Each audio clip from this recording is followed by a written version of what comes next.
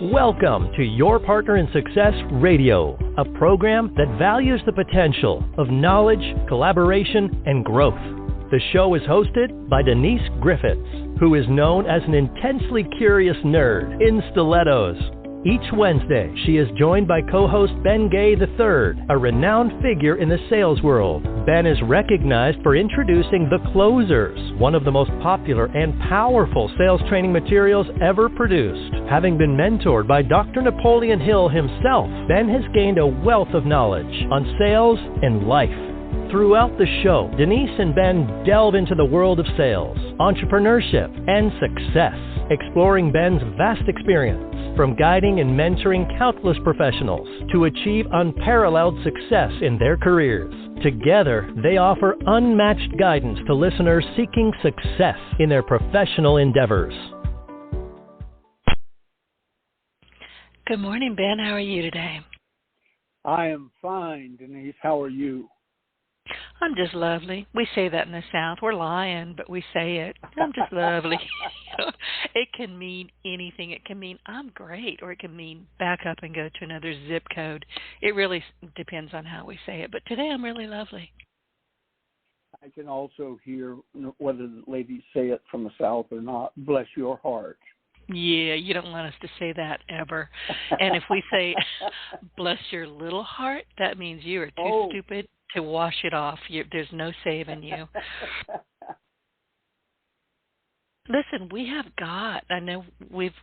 I've been asking, and I think you have been asking as well, for questions. You know, what do people want to know from you about sales, and, you know, how do they basically learn from you? So we've got several, and I know we've got a few from Randy Chaffee. So did you want to start with the questions first?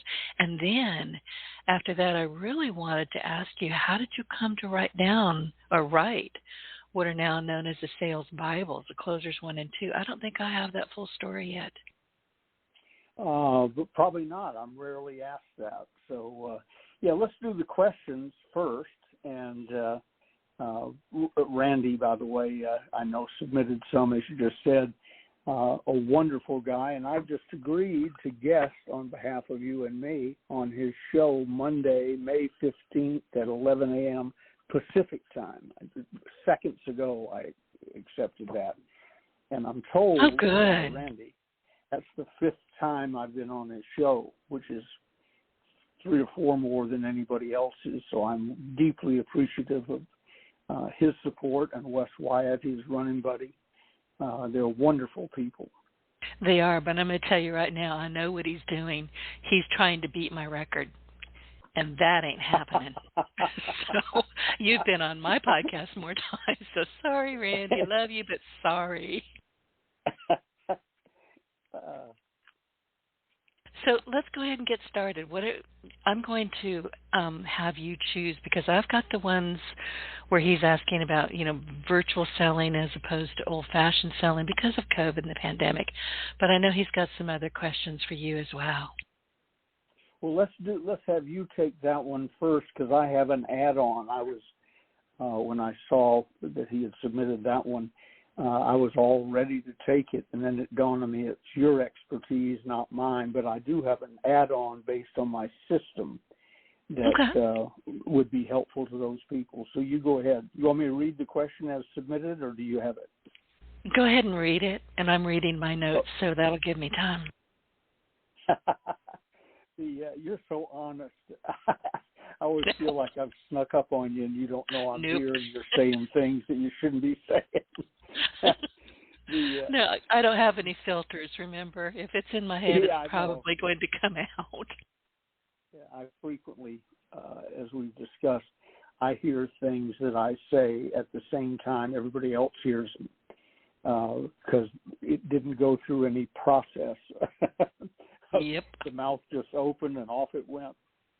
The question that Randy submitted, the first one was, he said, my question, Ben and Denise, is this: the use of virtual as an important part of a sales pro's daily modus operandi, big word there, that's Latin, you know, Denise.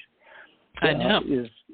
Is here to stay, going away, and in fact, the use of virtual, in my opinion, needs to become more of a piece of our toolbox. It says pet of our toolbox. I think that's a piece of our toolbox. What are your thoughts? You go first. He's right. Salespeople needed to then, and they need to continue to embrace virtual ways of doing business and staying in touch with their customers. And there's many reasons for that. And the biggest one, why this became such an issue, is that the pandemic overnight practically shifted the way people do business, and it was making virtual interactions necessary, or you withered up and you died. You just disappeared. So with social media distancing measures and travel restrictions in place, salespeople could no longer rely on in-person meetings to build relationships with their customers, and some of them honestly didn't even think about getting in touch with their customers. They would just, as far as I can tell, and I watched some of this, ran around wringing their hands going, oh no, oh God, instead of picking up the phone or starting, as Randy has done, a regular Facebook thing that he does every Friday. I'm losing my voice, sorry.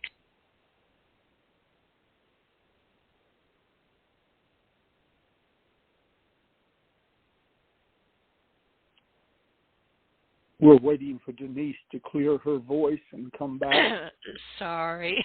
There we go. Yeah, sorry about that. And I was actually talking and I had muted myself, so I'm on top of it today. I'm really on top of it. But what did I say the part already about how it shifted the way people do business? Did I get to that part? You said almost overnight.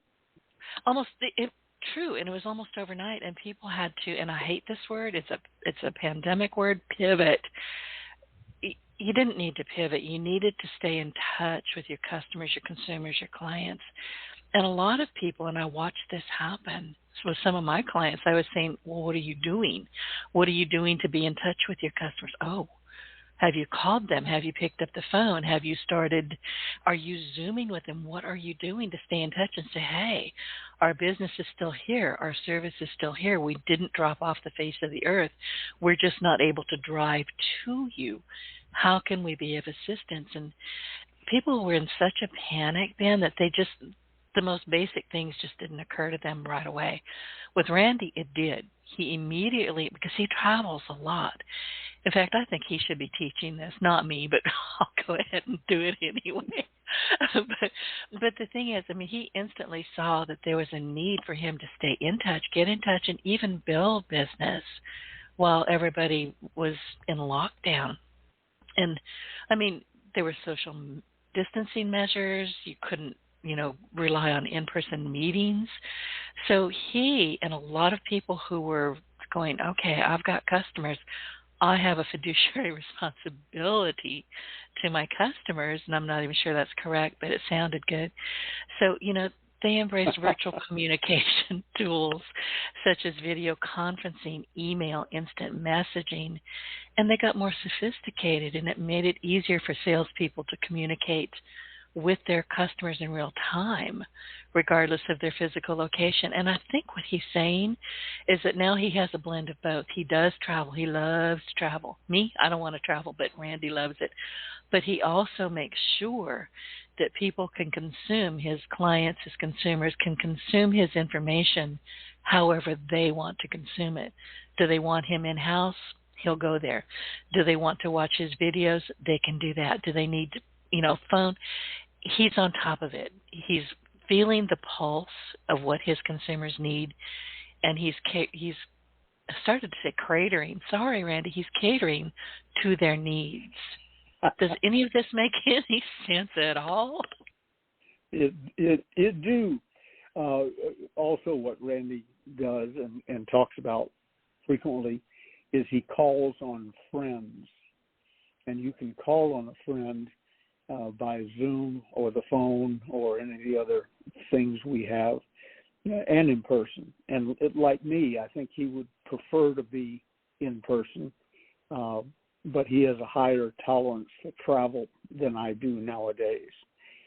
So I like Zoom. I've had a couple of people in the last 24 hours ask me if we could meet somewhere, and there's nothing we can meet about, I can't do on Zoom, and I don't have to spend 8 hours in the Denver airport waiting for Southwest to find a pilot. So I'm very comfortable with it. I swapped over a long time ago when telephone sales became a big issue.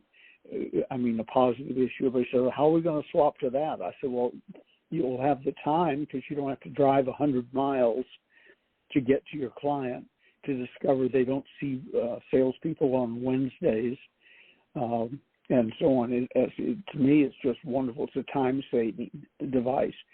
Email, messaging, texting, Zooming, whatever, or even better than that. I got no problem with it. Example, Randy and I, as are you, are good friends. I sincerely mean that.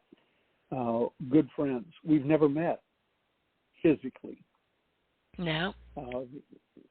We formed a bond and a friendship, as I have with many people, over the phone and more with Zoom or whatever. And it's almost as good. Let's say it's only 90% as good as sitting in an office or home talking to somebody. I'll give you that. But would you add 3 days to your schedule for that slight increase in quality? No. I wouldn't, because it takes a day to get ready and to leave, assuming the flight goes smoothly, and then you're there for the better part of a day. I've never had a 1 hour fly across the country for a 1 hour meeting. Doesn't happen. And then you have a day coming back, unwinding and catching up on your stuff. So let's meet in person can be a 3-day event.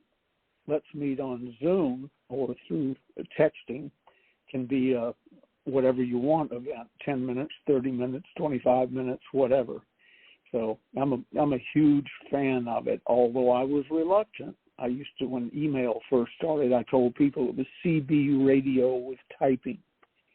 I was not impressed, and I was wrong, dead wrong.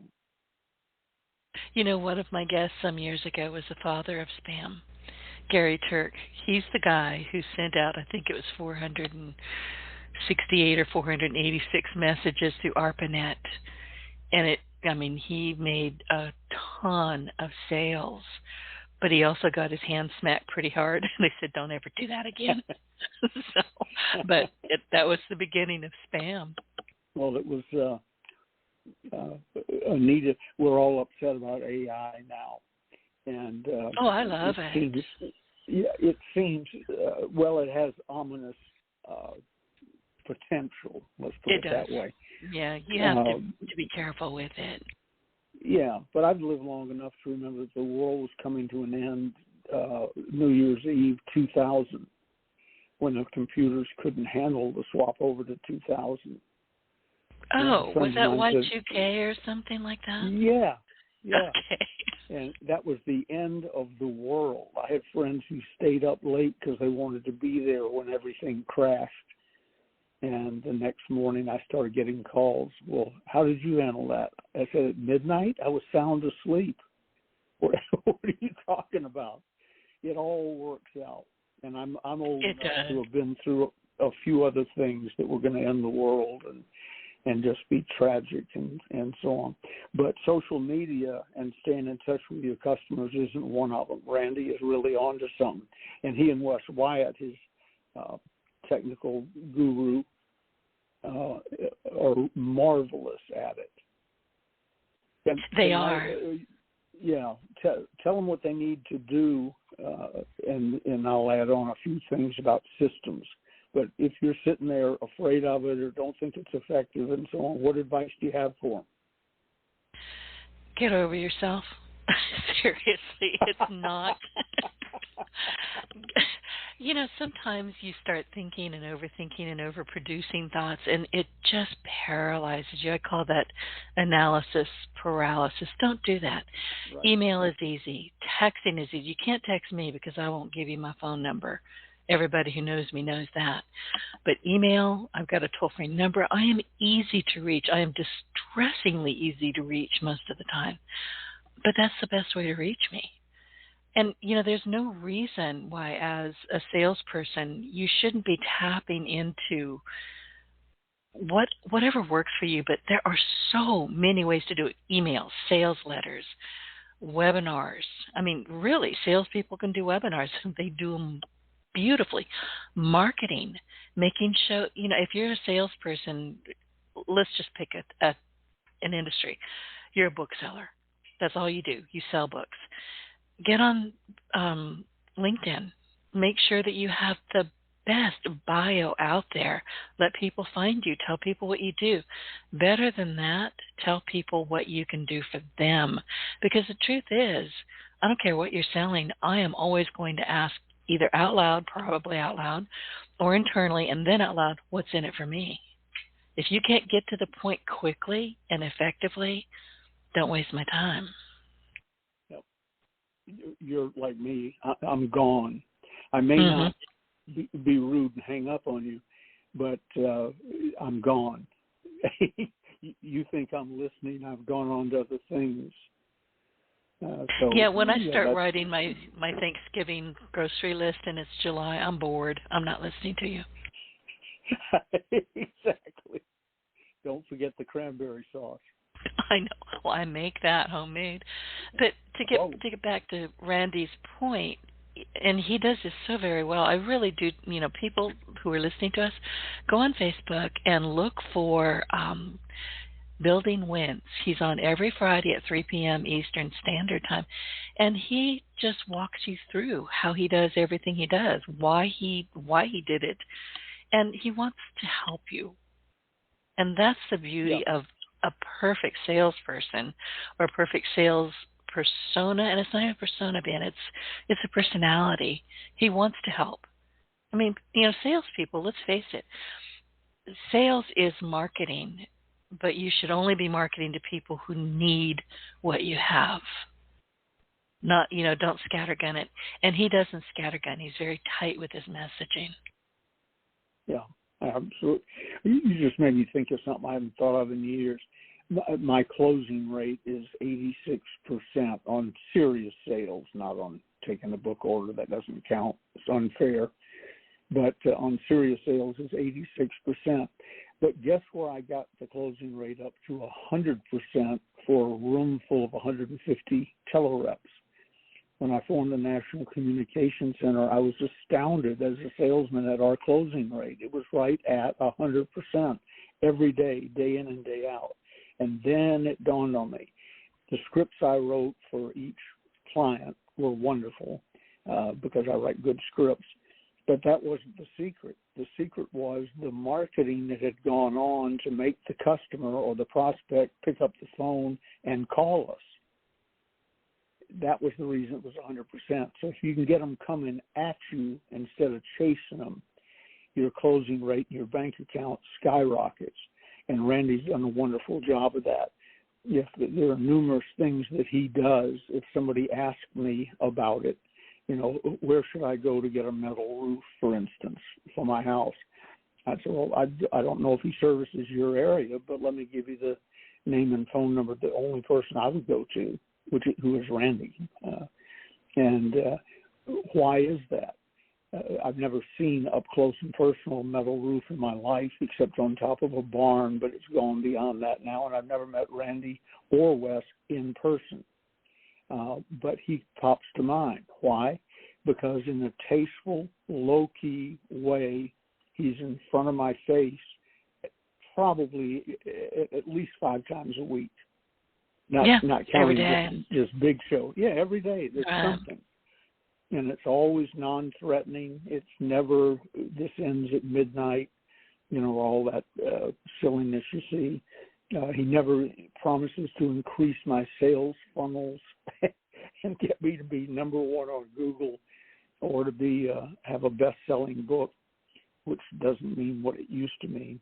I grew up in the era when best-selling meant you on the New York Times bestseller list because you sold the most books. Now you can be on Amazon's best-selling list the day your book breaks before you ship one, but you're the best-selling author from 3 to 4 that afternoon to people who are wearing green jackets. I mean, it just doesn't mean anything more. And most emails, the open rate on emails, I understand, is just abysmal. It's because most emails have become just trash. If I don't know the person's name, I'll look over to see what the subject is. If I do know the person's name, that's the major thing. If Randy sends me an email, I got 2 from him today, I open it. If Wes Wyatt sends me an email, he sent me one today, I open it. Same with you and other people. If I don't know the name, I'll glance over at the subject. And if it has any of the normal nonsense in it, I just delete it. I don't count, but I'm guessing I deleted 300 emails this morning before I got out of bed, because it's like junk mail used to be. You go to the post office and stand at the counter where people come out or away from their mailbox to go through their mail. And it's like they're card dealers in Las Vegas as they throw it into the trash can, usually unopened, because the envelope wasn't any good. The envelope didn't say, "Open me." The line in most emails don't say, "Open me," or cause me to want to open them. But Randy's a master at that, because I've never opened anything from him. It may not have been of any real interest to me once I read it, and they're all so short, by the way, paragraph or 2 usually at the most. But I've never opened anything that would ever put his name and face in a negative way with me. It's from Randy. It must be interesting. I'll learn something. I've learned more about metal roofs than I ever intended to learn. It's sort of fascinating, but it all came from Randy in a low, non-threatening manner that made it enjoyable to read. And so what a lot of social media does is, I laugh about it all the time. You'll see something I sent out on Facebook, which I do on a regular basis on a schedule, not when the mood strikes me. She'll see something I put out, and she said, what exactly was the point? Why did that message come to your mind? I said, it's the same message that I send in every message, honey. I'm Ben Gay, and I'm still alive. I never looked at it that way. And I look at some of yours and go, oh, well, that makes sense. And, I always like them, and sometimes I'll respond to them, and some of them, like, okay, I'm writing that one down. I need to keep that one. but my motivation is to remind you, I'm Ben Gay. I've been around so long, some people say, what was Ben Gay like, when they don't realize they're talking to me? And I say, he was a wonderful guy. In fact, I'm sharing an iced tea with him right now, and kid about it. So there comes a point at which it's nice to, if I got something from Randy this morning, I don't feel like I ought to check before I refer someone to him. I know he's alive. I know he's still in the home improvement roofing business. I know he knows what he's doing, and I can find him in an instant. Not only in my contacts, but just by dialing back through emails this morning, and there he'll be. So that it serves a wonderful purpose. And on systems, since I sort of snuck over into that category, what Denise is telling you and what Randy does is absolutely correct. But don't leave it to your memory or your mood to send something out. Send something of value. Don't be a pain in the rear end, but do it consistently. For instance, on my ever-present calendar, when I get off the phone this morning, get off this call this morning, the next thing down, it says on my calendar, FB. That's Facebook. Find something semi-profound to post on Facebook. And that's on my calendar every day, Monday through Friday. I generally don't do it on the weekends, but Monday through Friday, it's on my calendar every day, FB.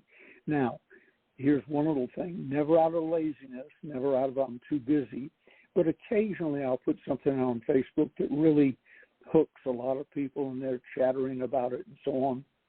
Let's say I did that yesterday. Today, I might not send out a Facebook thing because I don't want to step on my own line. A comedian that goes too fast kills the laugh from the last joke telling the new joke. So if I'd had one of those experiences, I didn't yesterday, had a perfectly normal reaction. So today, something semi-profound will go out from Facebook. But what it really says, listen to this carefully, Denise and I were laughing about it seconds ago. What it really says is, I'm Ben Gay. I still sell the closers. I still am in personal mentoring, a la what Dr. Napoleon Hill did for me, and I'm here. You know, if I sent it right now, you would know that at 10:26 a.m. Pacific time, Ben Gay was still alive. I want you to know that. So if the need comes up for something in selling or mentoring or public speaking and so on, I'm near the top of your mind. Schedule Absolutely. it. Do not leave it to chance. The other day I sent out a thing that says it's check-in time. Where in the world are you? And people love that. It gets an enormous reaction every time I do it, and they tell me where they are and frequently what they're doing and so on. And fascinating where people are from. All over the world we get input on that thing. But it wasn't accidental that I sent it to you. I send it on Saturdays, and I send it I think the current one, I'd have to look in the calendar. I don't have to think about things like this because I write it down. I think the current one is 6 weeks from now. I'll send out another one, and then on the calendar it says move up. That means move up 6 Saturdays. So I have to think about it again. So when you get it's check-in time, tell me where in the world are you? For me, it's interesting. I care, but it's programmed warmth. I'm going to ask you again in exactly 6 weeks. If you get a Facebook from me, it's because it's either Monday, Tuesday, Wednesday, Thursday, or Friday, and yesterday's was not such a huge hit that I feel like I'm stepping on my own line, so you get fresh material. But they're all designed to keep me near the top of your mind. And there's several other things that I do that look spontaneous that are done every 6 weeks, or toot your own horn. I love that one. Yeah, and it gets great response. I do that every 6 weeks, different day than where in the world are you. But I don't have to remember it. So Randy is absolutely right. His question was rhetorical. He knew what the answer was to his question. He was setting us up. He really was. Well, it worked. We talked about it for 28 minutes. I know, Randy. Just let us know when the check's in the mail, okay? So the schedule it properly. Make it look as spontaneous as you want, but do it daily, weekly, every 6 weeks, every 8 weeks, whatever. I have appropriate messages written in on my calendar for national holidays and so on. I don't really pay a whole lot of attention. My next Where in the World Are You is I was just flipping through the calendar. It's Thursday, July 6th. So get ready for that. It's coming. Of your system. And the daily success system that Dr. Hill taught me on some minor little point when he taught me is a big part of my business and my image that I've created. There's a saying, I worked in and around prisons for 11 years, San Quentin, Lompoc, Frontier, the women's prison, one of the most frightening experiences I've ever had, Denise, thanks to you women. They scare me I'm too. I'm telling you. Yeah, I bet. So anyway, there's an old saying in prison, probably not true now that there's cell phones hidden all over the yard and in the bushes and so on. But in the old days when you were in prison, you were pretty much cut off, except for a 15-minute call once a week or a visit once a month or whatever if you had a visitor. So the saying was, in prison, you can be anybody you want to be. I was telling you robbed 50 banks when all you did was stick up a grocery store. You'll be a 50 bank robber and be held in the pecking order in that manner because they couldn't check on it. With social media, I'm not talking about being devious, but with social media, you can create an image. You can create, if you haven't achieved a whole lot in your life, business-wise, let's say. With social media, you can begin, and it builds rather quickly. You can start becoming the person you wish you had been all along in probably a month. Start referring to you that way. Lincoln used to say, or did say, if you develop a reputation for being an early riser, you can get up at noon. And social media allows you to alter your image much more than in-person calling does. In face-to-face stuff, face-to-face, they see what they're getting. They see the way you conduct yourself, how you dress, whether you bite your fingernails or not, and so on. Social media doesn't have that burden. So it's not only effective, it can be far more persuasive. It really can, and I'm so glad you brought that up, because one of the things that when, as you know, there are no pictures of me on the internet now or ever. There never have been. There never will be. I am seriously camera phobic to the point where I drowned somebody's iPhone in a picture of sweet iced tea for taking pictures of me in my own home. And then I left the building. I did an Elvis and I left. But I just abandoned my guests. I just left. If you're ever around me and that comes up, do it in water. Don't waste a picture of Southern sweet tea. Oh, I can't stand that stuff. So it didn't hurt my feelings at all. No, I don't eat sugar. I don't like sweet foods. Sugar bothers me. But one of the things, and to go back to you're never going to see what I look like, I'll just tell you I'm stunning. That's all you need to know. Yeah. But the thing is, I had to create this podcast is virtually one of the reasons why I have a podcast is because I knew to get my voice heard, to meet people, to connect with people, I needed to find a way. So I found podcasting 15 years ago. I also started writing about my cats. Everybody knows I have cats. Hang on just a second. Speaking of, my dog is trying to do something to the door. I don't know what she's trying to do. But I started that quite deliberately, believe it or not. And one of my cats, he's a hashtag on Facebook, hashtag Hamilton is an ass. He's quite famous. He gets Christmas cards. But I started to do that because you're not going to see pictures of me. You might see pictures of my backyard, but my whole life is not laid out for your consumption. This is a way to promise you that I am human. I have pets. I'm not a serial killer. I can write well. I have something of a personality, and I'm actually quite funny on occasion. It's all very deliberate. Right? You're proving my point exactly. Yeah, you would do well in prison. In prison, you can be anybody you want. And of all the people I know, I have to go now. I think of all the people I know, I think Hamilton the Ass is one of the very few whose name I know. If we go to a friend's house for dinners, we pull up, I go, okay, one more time. What's the husband's name? What's the cat's name? What's the dog's name? And so on. I sort of get briefed. But Hamilton the Ass, I feel like he's my own cat. You know, we have 3, if we count next door at my son's house, we have 5 cats wandering around, coming and going through doggy doors. And 2 of them, I'm not sure their names, but I know Hamilton the Ass because you have made him a character. Oh, he is a character. He's 20 pounds of ginger attitude. Seriously. And, you know, I've got his brother, Silas the Good, and then I've got another ginger, Gracie Lou, who is now almost 17 years old.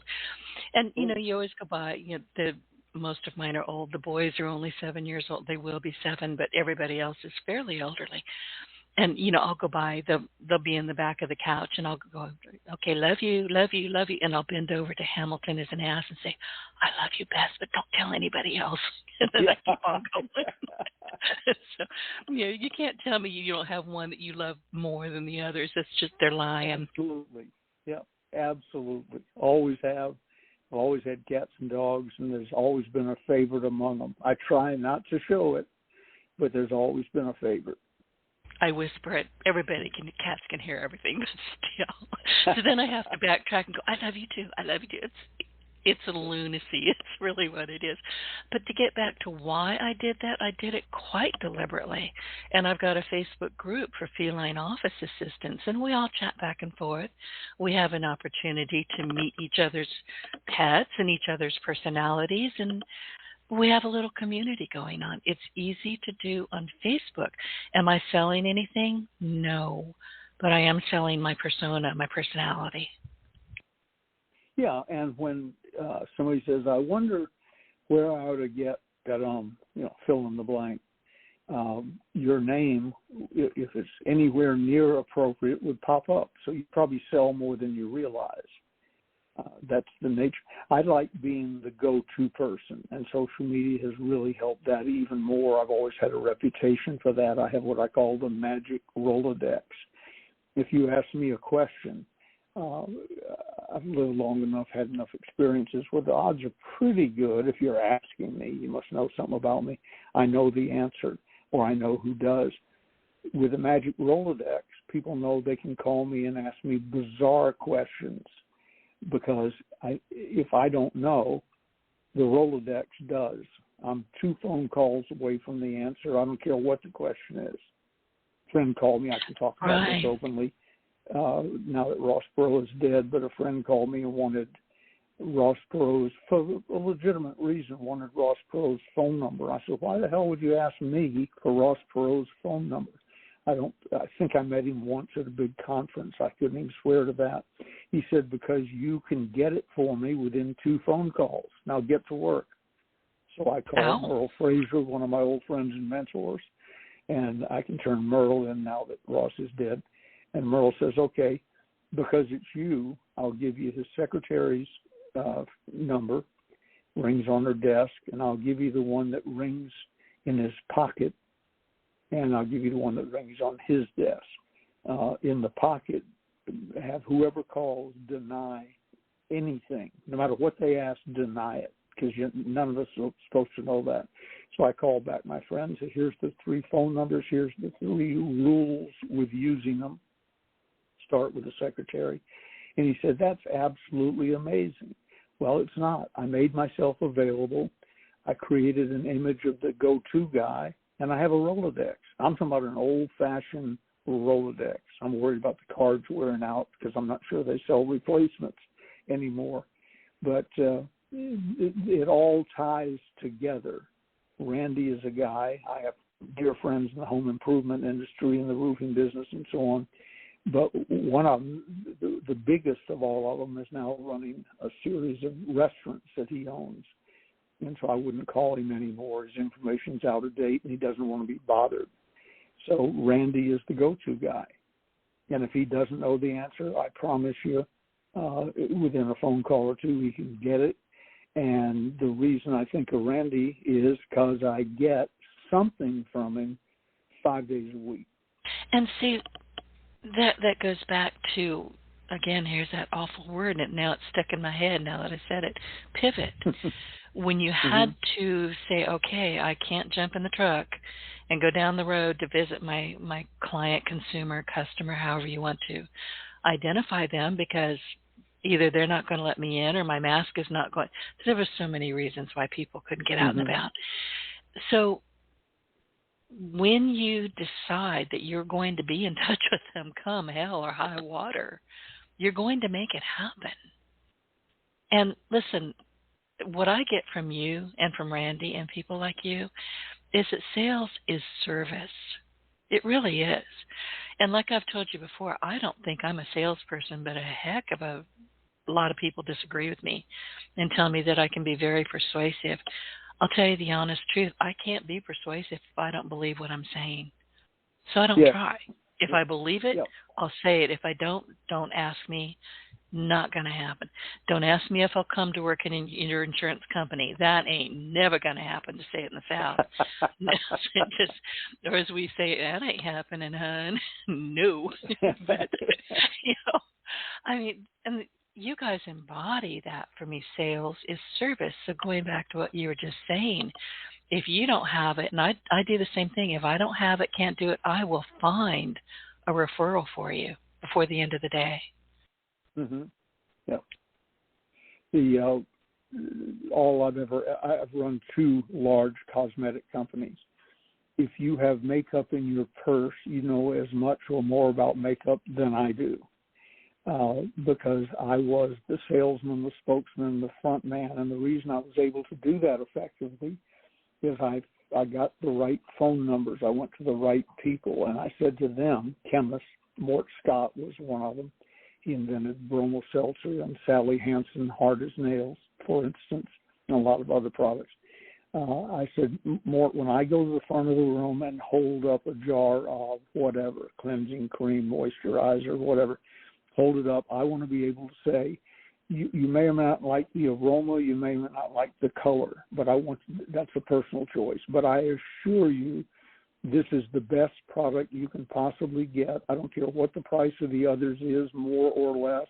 This is the best. And the reason it's the best is it has nothing in it but pharmaceutical grade, not cosmetic grade, pharmaceutical grade ingredients.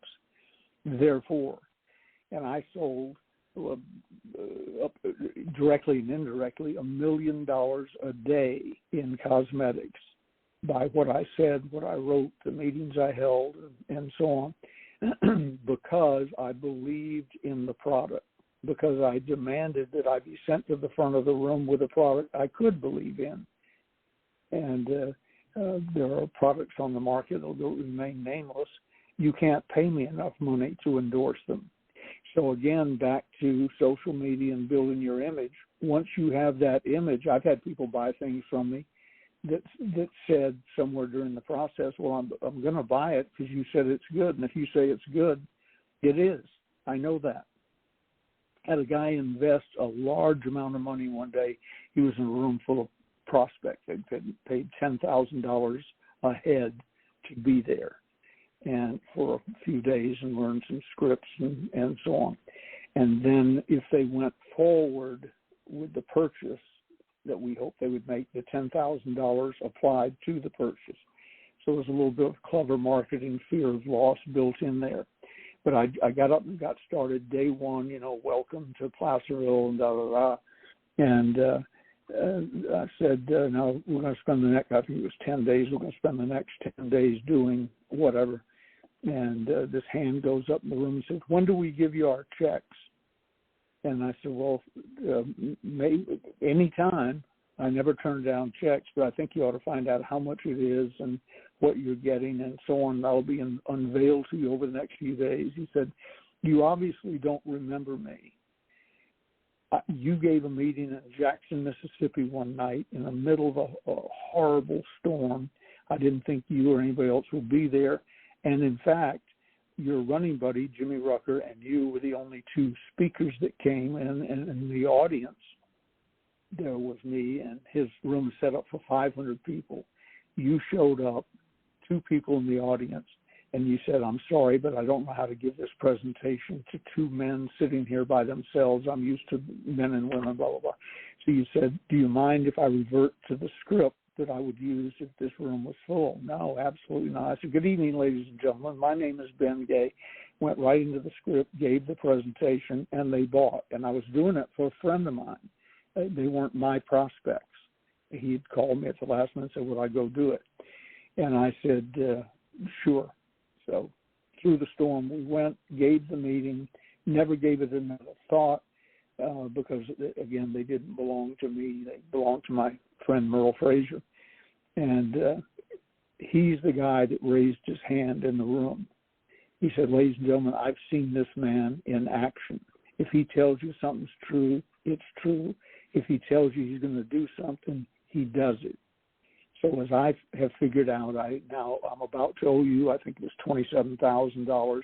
Here's my cashier's check, and this is 30 years ago, so it was even more significant. Here's my cashier's check. And he turned around, went back to his seat, sat down, and said, now, tell me what I bought. Oh. And I did. Yeah, well, that's, again, the image.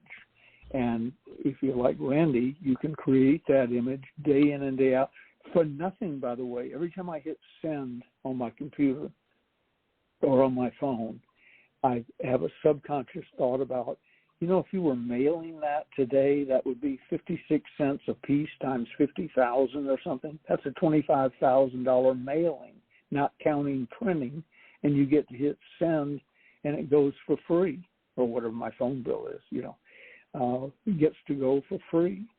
What a wonderful time to be alive in sales and marketing. If only people who are listening knew what it was like to drive 100 miles and then discover they don't see salesmen on Wednesdays, when you can't afford to check into the hotel, but you didn't want to sleep in the street, so you checked in the hotel and put it on your credit card and hoped it would all work out.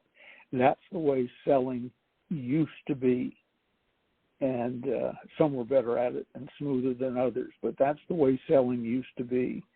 So to sit back and whine and complain because you have to get up at 6 a.m. and write a paragraph or two and hit send, I am not the person to come to for sympathy on that point. You are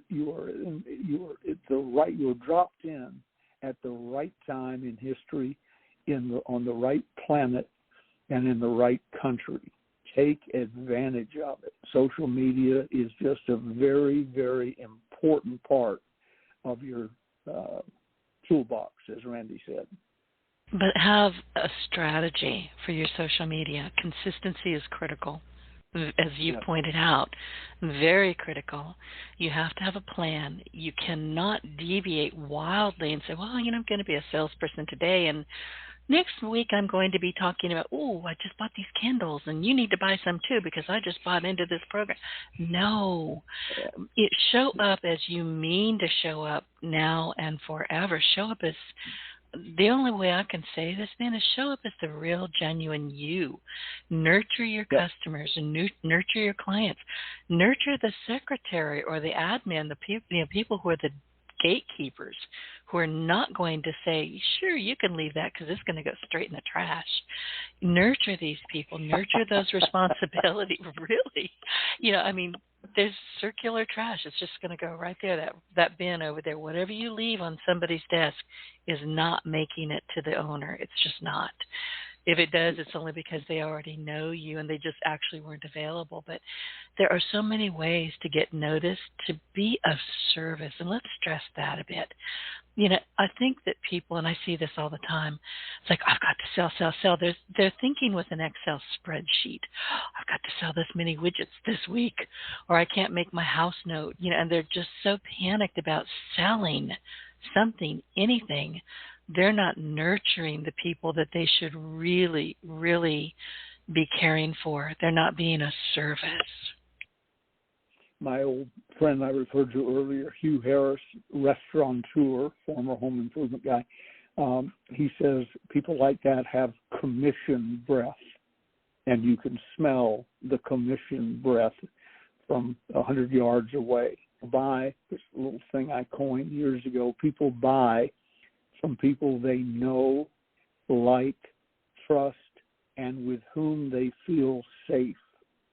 Randy has become one of those people to thousands of people. You have, and I have too.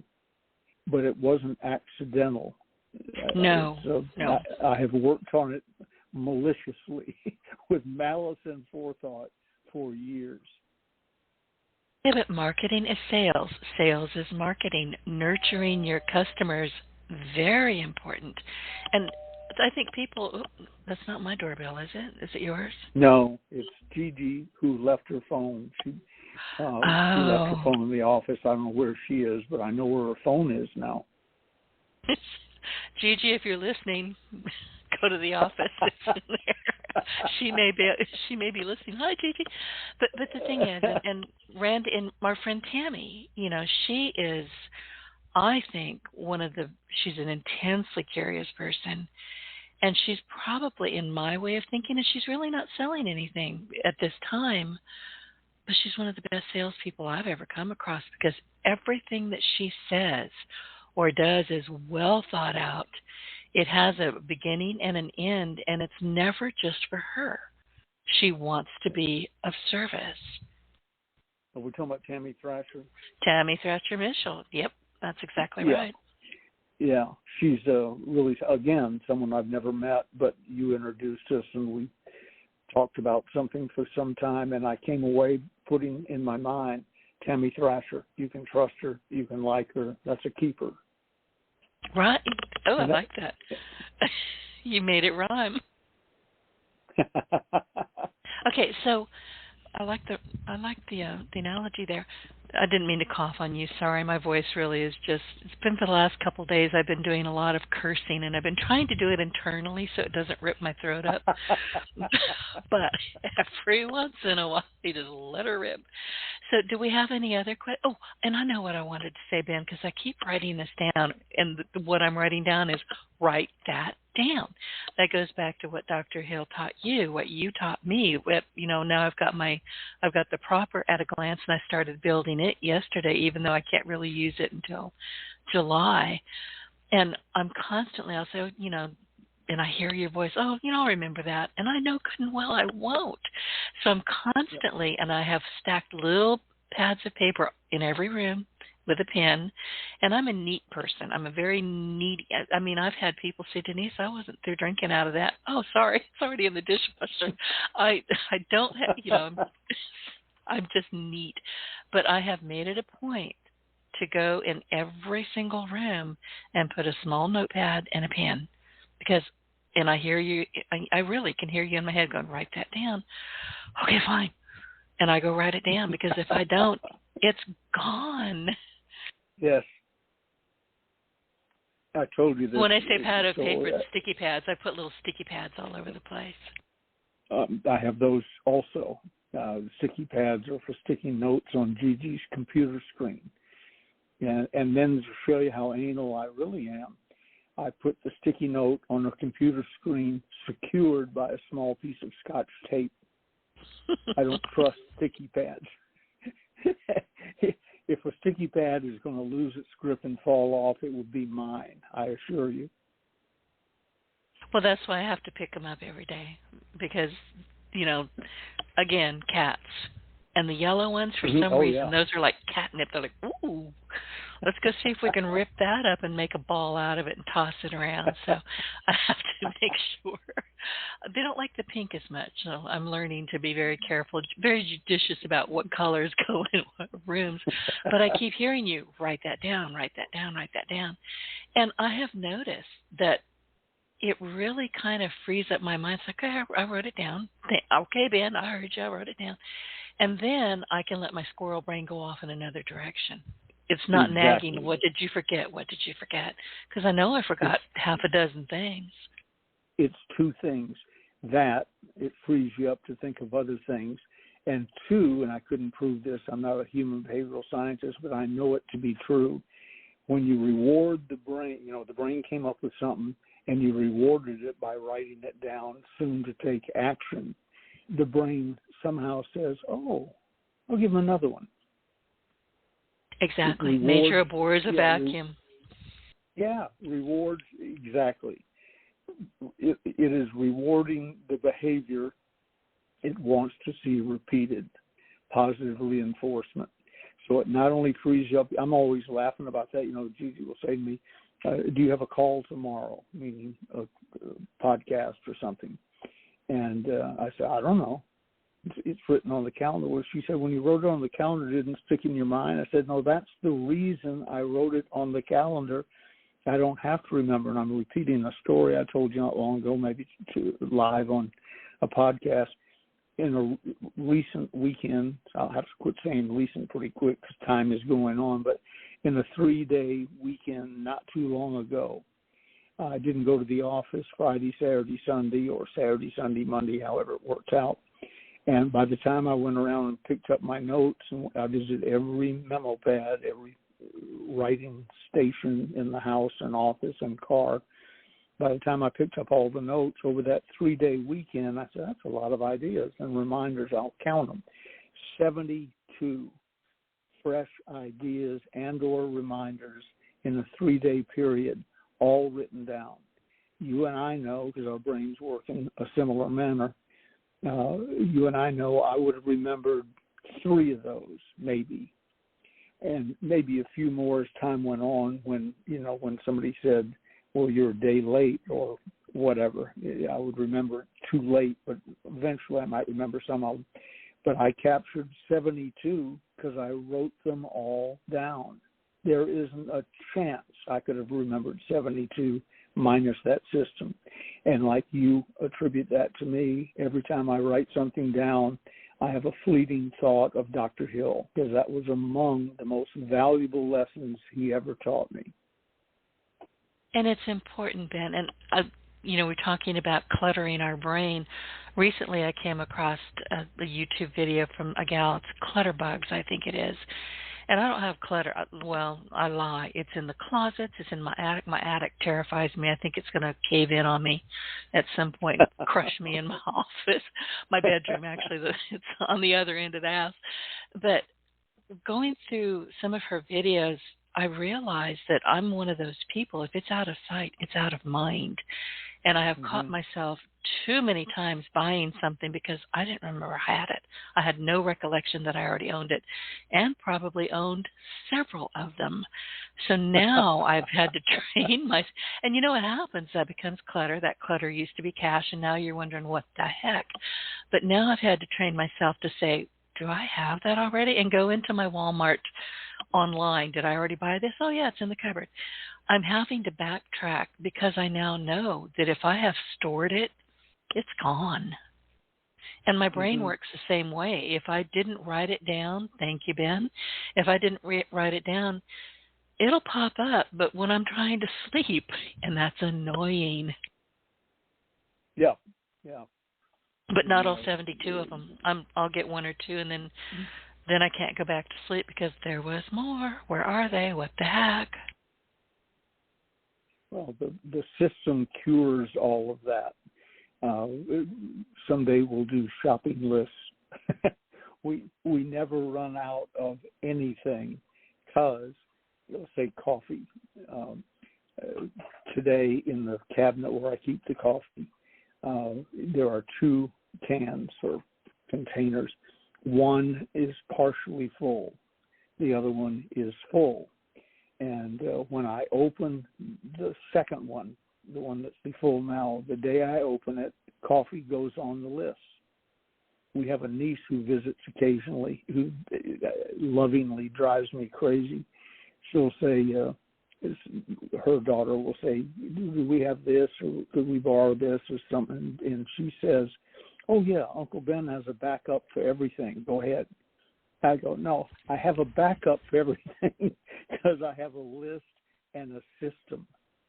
We don't run out of anything ever thanks to a shopping list. Write it down. And thanks to the system of when you open the last one, write it down. Don't wait till you're out.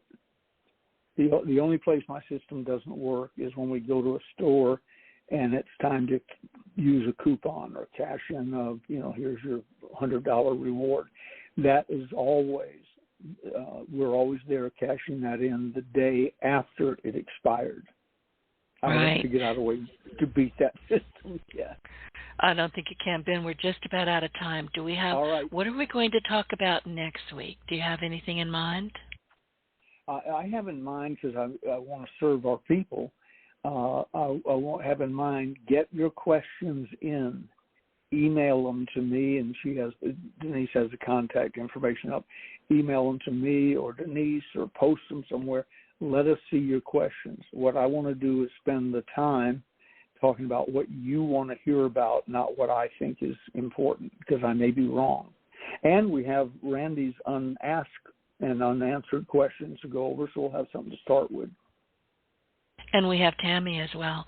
So listen, everybody, as we come to the end of today's episode, we would like to request your valuable feedback, as Ben just did. So if you found our insights useful and enjoyed the show, we would really appreciate it. If you would leave us a review and a rating on iTunes, your feedback helps us. It helps us grow and inspire more people on their success journeys. So be sure to hit that subscribe button, leave a review, and share your Partner in Success Radio with your friends and colleagues. Thank you for tuning in, and we look forward to catching you on the next one.